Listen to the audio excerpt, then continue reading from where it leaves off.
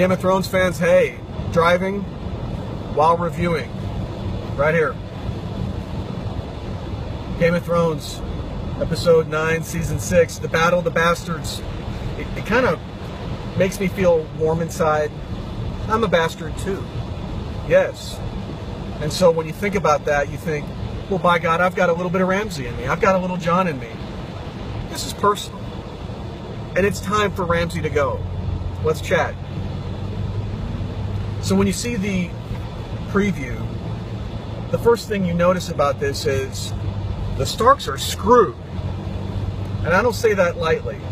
Everything in this preview that we've seen says Ramsay's got more troops, he's got better troops, he's in a better position, he has prepared the battlefield, he's got psychological advantage, and he's going to enjoy every second of it. And so we're kind of left with this feeling of, oh, maybe Jon's going to die again. Maybe the North won't come back. Maybe Ramsay wins. And it is Game of Thrones, after all. Somebody's going to die. Somebody we care about. And there's a lot of people we care about up north. Jon, Sansa, Davos, Ghost. We got 1-1. We got Tormund.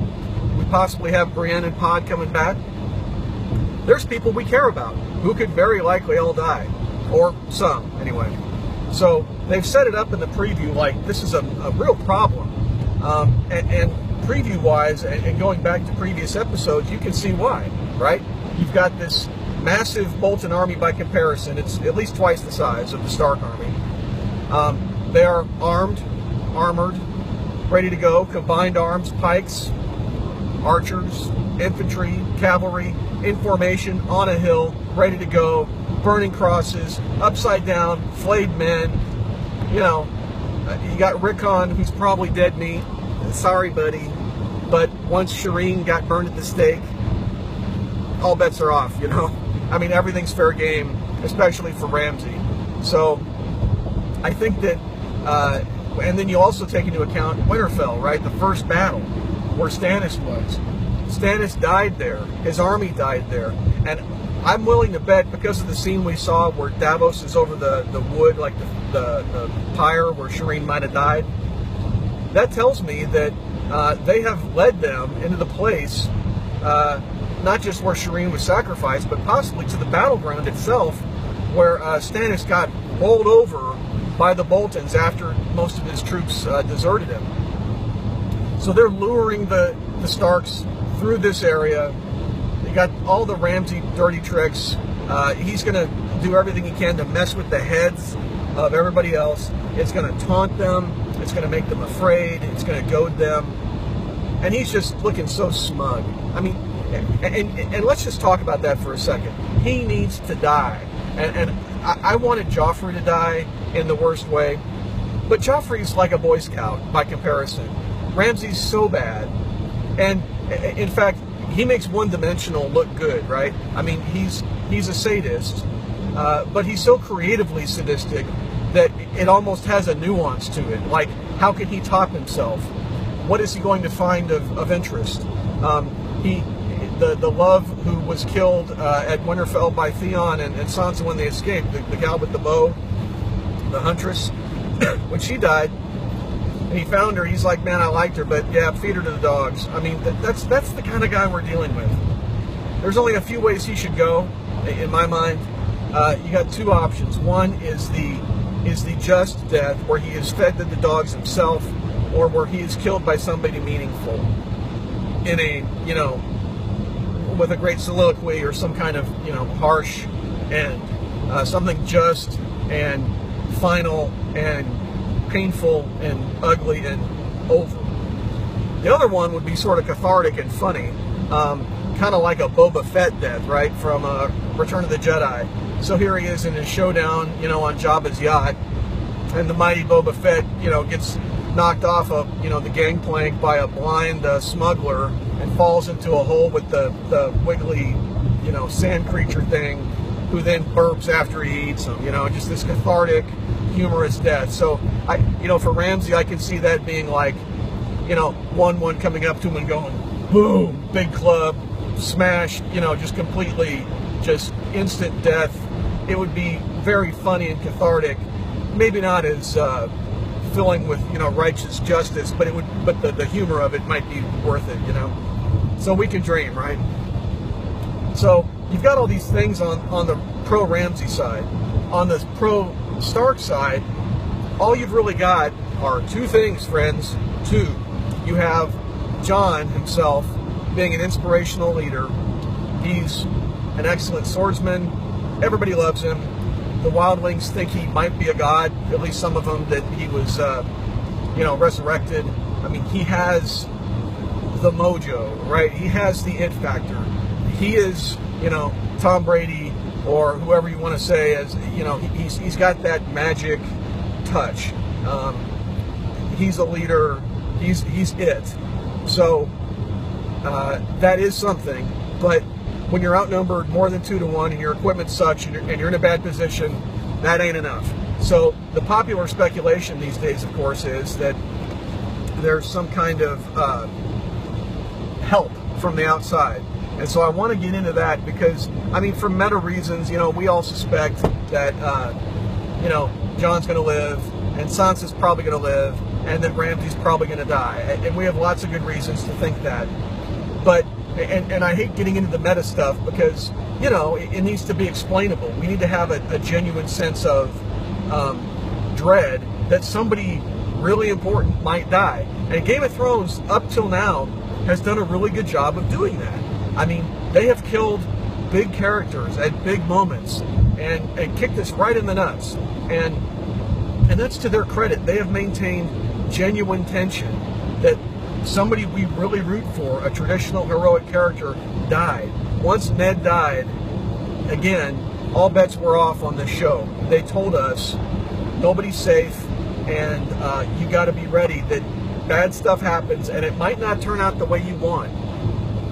I mean, sometimes you get the little bits of justice, you know, you get the purple wedding, you know, you get, recently you get Jon and Sansa reunited and Jon being resurrected in the first place. I mean, those are great things. But we need to have a genuine feeling of dread story-wise that, oh my God, somebody's going to possibly die. And I think because of the position the story is in, it's harder for us on a meta level to believe that Jon's really in danger, you know, or Sansa, or that Ramsay really has a shot of living. I mean, I think that they're doing everything they can, you know, to give us that feeling of, oh crap, this is bad news. And it probably will be bad news for, you know, possibly Davos, Tormund, 1-1, you know, some of the other characters we care about. But, you know, more or less, this is an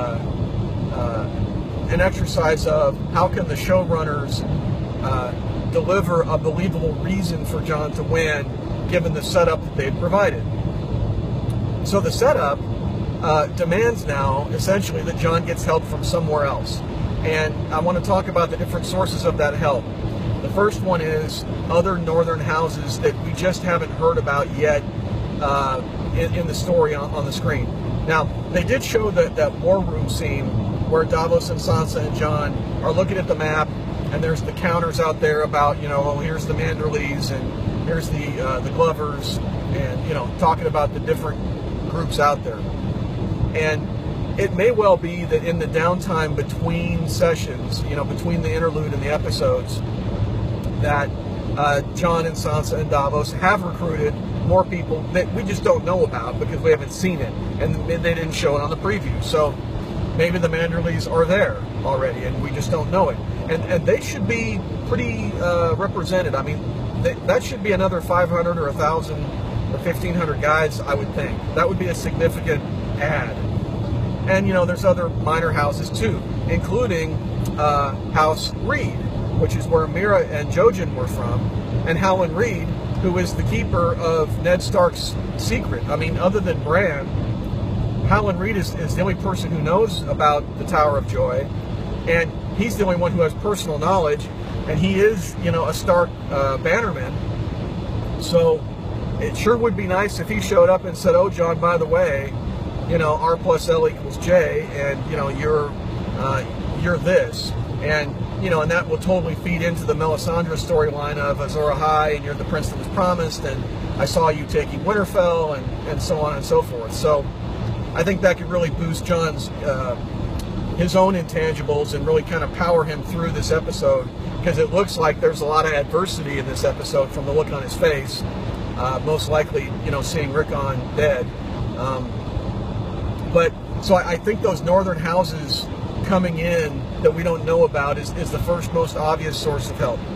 Now the second one is Littlefinger. Now, from what we know, Littlefinger was the one who got the letter from Sansa that she sent in secret.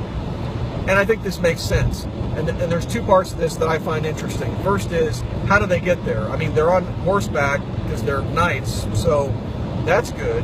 But there's only two ways to get to Winterfell from the Eyrie. One is by ship, and you get there basically at White Harbor, which is where the Manderleys are. Or you march up the neck and right by Walder Frey. So I'm kind of wondering how they would get the army there. But assuming they can do that, that's a big add. I mean, the House Arryn is a major house. I mean, they are on par with Dorne, with the Tyrells, in theory with the Lannisters and the Starks and the Baratheons. I mean, this is a major house. So they've got a big army and all their bannermen there too. So for a major house to come in on this would be just crushing against the Boltons. So even if they sent a force of, 2,000 or cavalry, that would be tremendous. I mean, that could be a game changer, and depending on when they come into battle and all that, that's huge. I think the more interesting question, if they do come, is what Sansa had to do to get them there. I mean, I don't think it's enough for Sansa to sort of guilt trip them there, right? I mean, Littlefinger, you owe me. He's not going to play that, even with somebody who he loves and lusts after inappropriately, and who's the second coming of Cat, his love of his life, right? I doubt very seriously he's going to damage his position just because he feels guilty or some sense of responsibility. I think the more likely outcome is that she had to promise him marriage, right? Because if Ramsay's dead, her marriage to Tyrion was essentially voided. I mean, and plus they never consummated it anyway. So if Ramsay's dead, she's eligible to marry. So then the question is, did she promise to marry Littlefinger? Or, even worse, Robin, right? Young Lord Arryn, the titty baby, right? Oh my God. But she's seen her mother's example. She's seen what happened to Robb when you mess up with the weddings. I think that's to save her homeland and to preserve the Starks. She might very well have promised that to get Littlefinger up there. So watch for that. I think that's a distinct possibility. Lastly, other help that could come. I think this is a lot more speculative. You got the Tullys, the Lannisters, and the Freys. There's problems with any of them coming, but they're all freed up now. They all have an army. They all have, they're kind of close there in the Riverlands and in the Neck there. But the real problem is they all have a reason not to come, and to come. The Freys might come because if they find out that Ramsay just killed, Fat Walder Frey. Walder Frey went to a great effort to get the whole Red Wedding thing done. He got linked to the North by marrying off his daughter to Roose Bolton. But, he's also on the Starks, #1 shit list. So is he going to really come and help them? I don't think so. Jaime Lannister, is he willing to risk his army and go north when all he really wants to do is get back to King's Landing and with Cersei? No. I think the Lannisters as a family and the Crown have a motive to get back at the Boltons for marrying Ramsay to Sansa, who is essentially an outlaw because of the threats or the idea that she and Tyrion teamed up to kill Joffrey, right? But I don't think that Jaime at the head of that army is going to do it. Lastly is the Tullys. They got no weapons, and it presumes that Freys are just going to let them through. So if they're going to get help, it's got to come soon, and it's got to come from either other northern houses or the Vale. Keep watching, y'all, and have fun.